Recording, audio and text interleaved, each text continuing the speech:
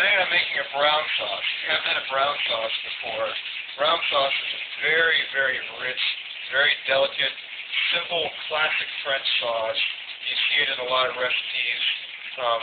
Maybe if you've been to a fine restaurant, they'll pour it over some veal or some lamb.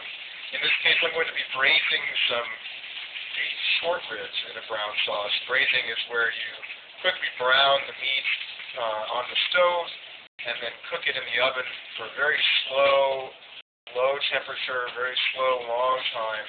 And what happens is the connective tissues begin to break down after about 4 or 5 hours, and you get this really fork-tender, delicious, almost marinated quality to the beef.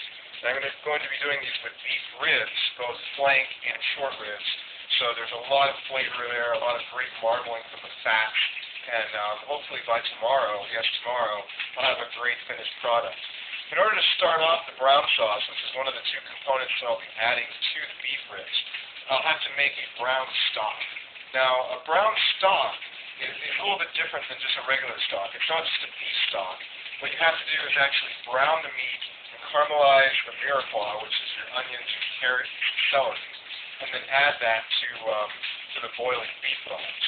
And like I said, you have to also brown the meat bones themselves. And what I'm adding to the stock is a combination of things. Here, let me show you. I have, right here, I have about 4 pounds, a little under 4 pounds of beef bone. This is beef bone that's been cut so that it exposes the marrow and helps it incorporate into the stock.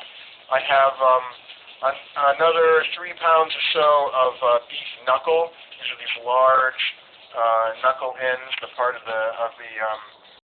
obviously the hoof of the calf.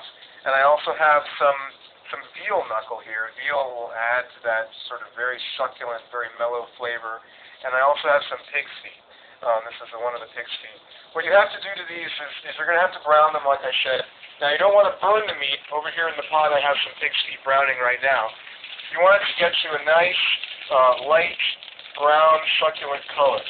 Here's this is almost perfectly browned here. You might be able to see the pig fat, the pork fat, dripping off the end of the foot right there. There it is, sizzling when it hits the pan. Now, in this pan, I also have a little bit of duck fat. If you could smell this right now, it's really absolutely fantastic. So I'm going to keep browning these for a little while longer, and then I'll eventually add the beef bones to that too.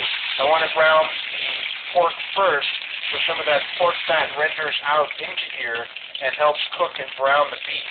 And then when I get done with that, with browning all the beef bones, of course I'll take them all out, put them aside. In fact, I won't even use these for several hours. And we'll go ahead and begin browning the vegetables, the mirepoix, and that will be next.